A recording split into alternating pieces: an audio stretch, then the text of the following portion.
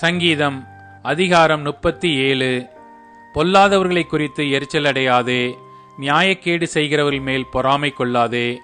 அவர்கள் புல்லை போல் சீக்கிரமாய் அறுப்புண்டு பசும் பூண்டை போல் வாடிப் போவார்கள். கர்த்தரை நம்பி நன்மை செய், தேசத்தில் குடியிருந்து சத்தியத்தை மேய்ந்து கொள். கர்த்தரிடத்தில் மன மகிழ்ச்சியாயிரு, அவர் உன் இருதயத்தின் வேண்டுதல்களை உனக்கு அருள் செய்வார். உன் வழியை கர்த்தருக்கு ஒப்புவித்து அவர் மேல் நம்பிக்கையாயிரு, அவரே காரியத்தை வாய்க்க பண்ணுவார். உன் நீதியை வெளிச்சத்தைப் போலவும் உன் நியாயத்தை பட்ட பகலைப் போலவும் விளங்க பண்ணுவார். கர்த்தரை நோக்கி அமர்ந்து அவருக்கு காத்திரு. காரிய சித்தியுள்ளவன் மேலும் தீவினைகளை செய்கிற மனுஷன் மேலும் எரிச்சல் ஆகாதே. கோபத்தை நெகிழ்ந்து உக்கிரத்தை விட்டுவிடு. பொல்லாப்பு செய்ய ஏதுவான எரிச்சல் உனக்கு வேண்டாம். பொல்லாதவர்கள் அறுப்புண்டு போவார்கள். கர்த்தருக்கு காத்திருக்கிறவர்களோ பூமியை சுதந்தரித்துக் கொள்வார்கள். இன்னும் கொஞ்ச நேரம்தான், அப்போது துன்மார்க்கன் இரான். அவன் ஸ்தானத்தை உற்று விசாரித்தாயானால் அவன் இல்லை. சாந்த குணமுள்ளவர்கள் பூமியை சுதந்தரித்து மிகுந்த சமாதானத்தினால் மன மகிழ்ச்சியாயிருப்பார்கள். துன்மார்க்கன் நீதிமானுக்கு விரோதமாய் தீங்கு நினைத்து அவன் பேரில் பற்கடிக்கிறான். ஆண்டவர் அவனை பார்த்து நகைக்கிறார். அவனுடைய நாள் வருகிறதென்று காண்கிறார். சிறுமையும் எளிமையுமானவனை மடிவிக்கவும் செம்மை மார்க்கத்தாரை விழப்பண்ணவும் துன்மார்க்கர் பட்டயத்தை உருவி தங்கள் வில்லை நாணேற்றுகிறார்கள். ஆனாலும் அவர்கள் பட்டயம் அவர்களுடைய இருதயத்திற்குள் உருவிப்போம், அவர்கள் வில்லுகள் முறியும். அநேக துன்மார்க்கருக்குள்ள செல்வ திரட்சியை பார்க்கிலும் நீதிமானுக்குள்ள கொஞ்சமே நல்லது. துன்மார்க்கருடைய புயங்கள் முறியும், நீதிமான்களையோ கர்த்தர் தாங்குகிறார். உத்தமர்களின் நாட்களை கர்த்தர் அறிந்திருக்கிறார். அவர்கள் சுதந்திரம் என்றென்றைக்கும் இருக்கும். அவர்கள் ஆபத்து காலத்திலே வெட்கப்பட்டு போகாதிருந்து பஞ்ச காலத்திலே திருப்தி அடைவார்கள். துன்மார்க்கரோ அழிந்து போவார்கள். கர்த்தருடைய சத்துருக்கள் ஆட்டுக்குட்டிகளின் நினைத்தைப் போல புகைந்து போவார்கள். அவர்கள் புகையாய் புகைந்து போவார்கள். துன்மார்க்கன் கடன் வாங்கி செலுத்தாமற் போகிறான், நீதிமானோ இறங்கிக் கொடுக்கிறான். அவரால் ஆசீர்வதிக்கப்பட்டவர்கள் பூமியை சுதந்தரித்துக் கொள்ளுவார்கள்.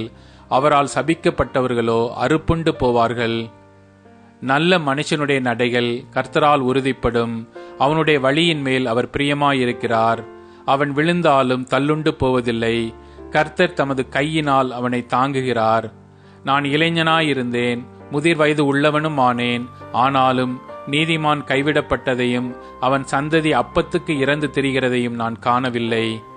அவன் நித்தம் இறங்கி கடன் கொடுக்கிறான். அவன் சந்ததி ஆசீர்வதிக்கப்படும். தீமையை விட்டு விலகி நன்மை செய், என்றென்றைக்கும் நிலைத்திருப்பாய். கர்த்தர் நியாயத்தை விரும்புகிறவர். அவர் தமது பரிசுத்தவான்களை கைவிடுவதில்லை. அவர்கள் என்றைக்கும் காக்கப்படுவார்கள். துன்மார்க்கருடைய சந்ததியோ அறுப்புண்டு போம். நீதிமான்கள் பூமியை சுதந்தரித்துக் கொண்டு என்றைக்கும் அதிலே வாசமாயிருப்பார்கள். நீதிமானுடைய வாய் ஞானத்தை உரைத்து அவனுடைய நாவு நியாயத்தை பேசும். அவனுடைய தேவன் அருளிய வேதம் அவன் இருதயத்தில் இருக்கிறது. அவன் நடைகளில் ஒன்றும் பிசகுவதில்லை.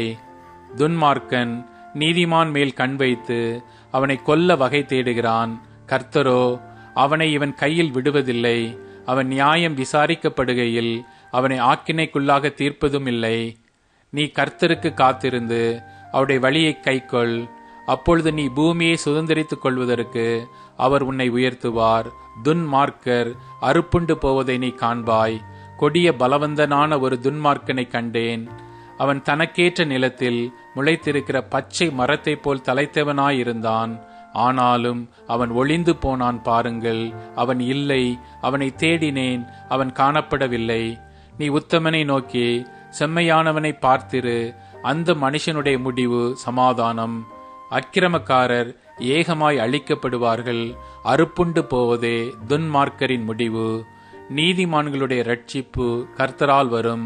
இக்கட்டு காலத்தில் அவரே அவர்கள் அடைக்கலம். கர்த்தர் அவர்களுக்கு உதவி செய்து அவர்களை விடுவிப்பார். அவர்கள் அவரை நம்பியிருக்கிறபடியால் அவர்களை துன்மார்க்கருடைய கைக்கு தப்புவித்து இரட்சிப்பார்.